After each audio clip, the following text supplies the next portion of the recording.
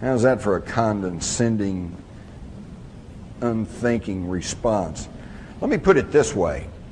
What do you think the news media's reaction would be if all of the owners of the National Football League franchises were to meet in a big hotel secretly with armed guards all around it, won't let the media in, won't let anybody in. They meet there for about a week, and then they all come out and say, sorry, I can't tell you what we talked about.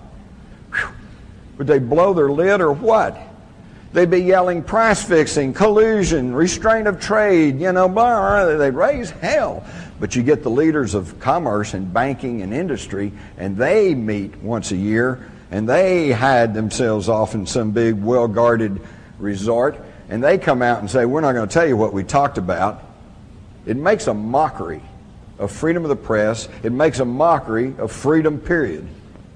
We have got to start understanding who's really calling the shots, because until we understand what's really going on, how can we make any decisions or do anything about what's happening in our own country? I had to throw in this cartoon. It says, well, the CBS Viacom deal, look at what you get. Movies, MTV, radio, videos, Nickelodeon, news media, theme parks, billboards, Showtime, just about every kind of entertainment and advertising you could want. The guy says, well, what about the news? And the guy says, this is the news. This is the news. Think about it, folks. Not long back, I'm sitting at home, and I don't watch TV that much, but I happen to have it on. They said that we're going to interrupt for a news break. I'm going, okay, good. I'll get to the headline news, kind of get caught up. There were 4 stories that they put out over this 2-minute news break or whatever it is, and all 4 of them were sports stories. So-and-so won the Masters, so-and-so won some football game, some baseball game. Don't get me wrong. I love sports, but sports are sports. They are not news.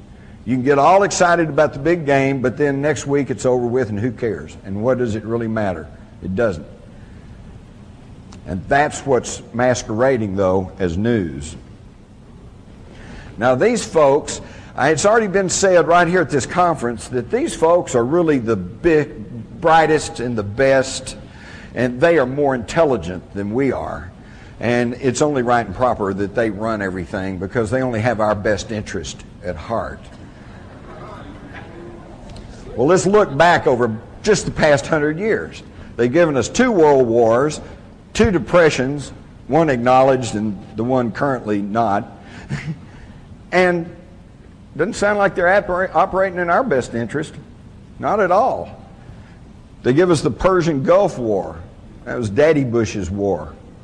Drew his line in the sand. Just happened to be north of the Harkin Energy holdings of his son George W., who just by sheer coincidence, I'm sure, sold off the bulk of those holdings right before the invasion of Kuwait and made himself almost a cool $1 million by selling short on that.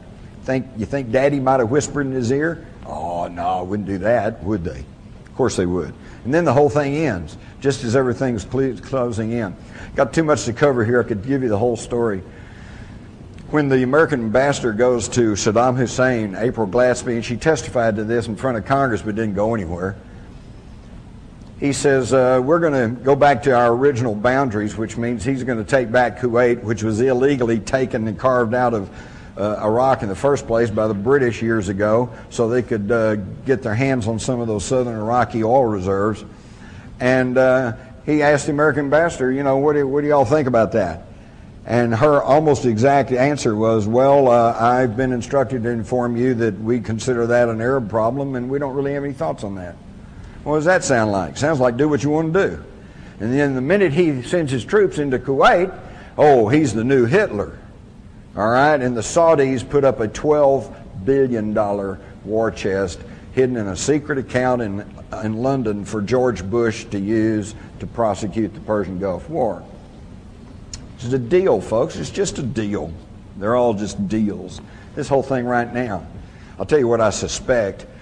We all know this thing about Iraq is about oil. But why do we need the oil? We got plenty of oil in the United States, and we're not getting that much out of the Middle East anyway. And besides that, we now have our troops in Afghanistan, which means we now control the Caspian Sea oil reserves. something that's been a big bone of contention for the last 100 years, ever since the Nobel brothers went over there and started production in the Caspian Sea area. When Hitler sent his Sixth Army charging through the Ukraine, they weren't going to capture Stalingrad. They were trying to get to those Caspian Sea oil reserves, but they got stopped at Stalingrad. It's been a big bone of contention. Everybody wants to get hold of Caspian Sea oil. Well, now we have it. And Britain now wants their share. They want the Iraqi oil. And it's really funny because we see Tony Blair standing up, and he's pushing for war with Iraq just about as hard as George Bush. And we think, oh, our wonderful British allies, boy, they're with us through thick and thin. I think once you study these secret societies and where they came from and who's really behind all this, it's the other way around. BP wants the oil, but they can't move British troops into Iraq because, quite correctly, that would be perceived as aggression. But the United States has already fought a war with Iraq, so we can go in and take it for them. Y'all just hide and watch. If we have a war and we have a regime change and we gain control over Iraq, you hide and watch if British Petroleum doesn't get a big chunk of that. It's all about oil. We all know that. And the problem is we're all so fat and sassy. Well, yeah, but I got to have gas for my car, man. I got to drive down to the 7-Eleven and get a pack of cigarettes, you know. I mean, yeah, it's only a block away, but who wants to walk a block, you know?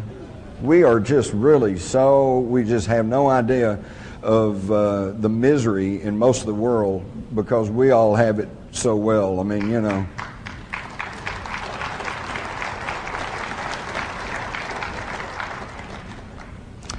So it's all about oil, and my big complaint there is we don't need the damn oil, okay? We don't need to be on a petroleum energy basis anyway. There's so much other things we could be doing. Do you realize that with just some tweaking of the intake jets in your carburetor, you could be running your car on hydrogen? And hydrogen does not cause any pollution. And hydrogen is the most plentiful substance on the planet. Think about it. This is a water planet. H2O, 2 parts hydrogen, 1 part oxygen. We could be burning hydrogen. We don't even need the damn oil. But no, we're going to go over there and kill a whole bunch of people, and probably our own troops. And look what's happening with the Gulf veterans right now. They're all coming down with all kinds of sicknesses, probably because of the contaminated vaccines they got. Also, the depleted uranium shells that were lying everywhere, giving them a radiation dose that destroys their immunization system, not to mention the oily smoke and petrochemicals hanging in the air. And do you think that a new war with Iraq's going to be any better? Never mind the massive casualties that Iraq's going to suffer. Wait till our guys come back in another 20 years and they'll be raising hell about their health problems. And what's the government going to do about it? I'll tell you right now, not a damn thing. Let me tell you something. When I was in the Army, this just really gets my blood to boiling when I think about this. When I was in the Army back during Vietnam, we'd get sea rations, and in the sea rations, along with the powdered milk and this, that, and the other thing, was a little packet of cigarettes.